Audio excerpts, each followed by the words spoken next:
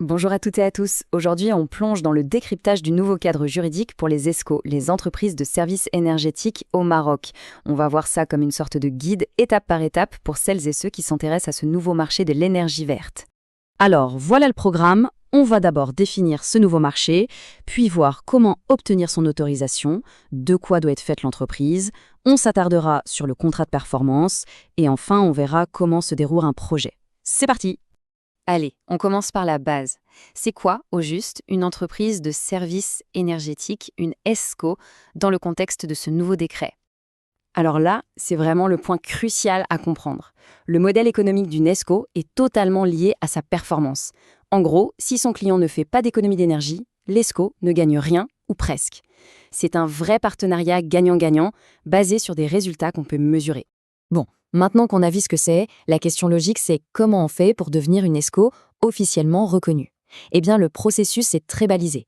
Tout commence bien sûr par un peu de paperasse. Il faut monter un dossier de demande et pour ça, il faut rassembler un certain nombre de documents officiels. L'idée, c'est de prouver que l'entreprise est sérieuse, légitime et solide. Et voilà la liste, comme le précise l'article 2 du décret.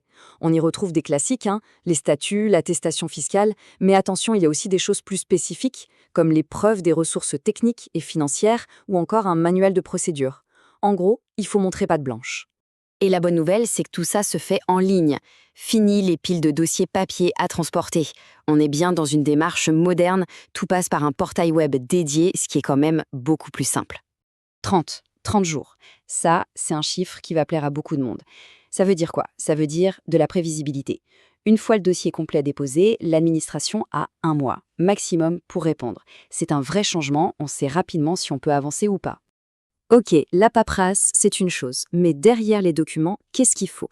De quoi doit être composée une entreprise pour être une ESCO qui réussit? Et c'est là que le décret est très clair. Il ne suffit pas d'avoir les bons papiers. Il faut surtout avoir les bonnes compétences. L'objectif, c'est de s'assurer que les entreprises qui obtiennent l'agrément sont vraiment capables de tenir leurs promesses. Concrètement, l'article 3 nous dit qu'il faut une sorte de trio de choc. D'abord, un ingénieur principal avec une solide expérience, ensuite un technicien ou un ingénieur spécialisé dans les mesures, parce que tout est basé là-dessus, et enfin un responsable financier qui maîtrise le montage de ce type de projet. Et en plus de l'équipe, l'article 4 ajoute qu'il faut aussi les moyens matériels et financiers. Ça passe par une capacité de financement, démontrée, mais aussi par la possession de tout l'équipement nécessaire et surtout que cet équipement de mesure soit certifié. Bon, on a l'entreprise, l'équipe, les moyens. Maintenant, on touche au cœur du réacteur, au moteur de tout ce business model, le fameux contrat de performance. Attention, ce n'est pas un contrat de service classique où on paye pour une prestation. C'est ça, toute la subtilité. Le contrat de performance énergétique, le CPE, c'est un vrai pari sur l'avenir. La rémunération de l'ESCO dépend directement des économies qu'elle va réussir à générer pour son client. Et pour le financement, l'article 7 donne le choix. En gros, il y a deux options. Soit c'est l'ESCO qui investit et elle se rembourse sur les économies futures, soit c'est le client qui paye et dans ce cas, l'ESCO s'engage sur un résultat et doit rembourser si l'objectif n'est pas atteint. C'est une flexibilité très importante. Alors, imaginons, le contrat est signé. Comment ça se passe sur le terrain, concrètement? Le décret est là aussi très précis et donne une feuille de route. L'article 5 nous donne cette feuille de route, en 6 étapes bien définies. On commence par une étude pour voir le potentiel. Puis un audit très poussé. Ensuite seulement, on finalise le contrat. Après, on passe à l'action, on installe tout. Et enfin, on gère, on maintient et surtout, on mesure les économies. C'est un cycle complet et rigoureux. Et là, attention, point super important et non négociable, la mesure. On ne fait pas ça au doigt mouillé.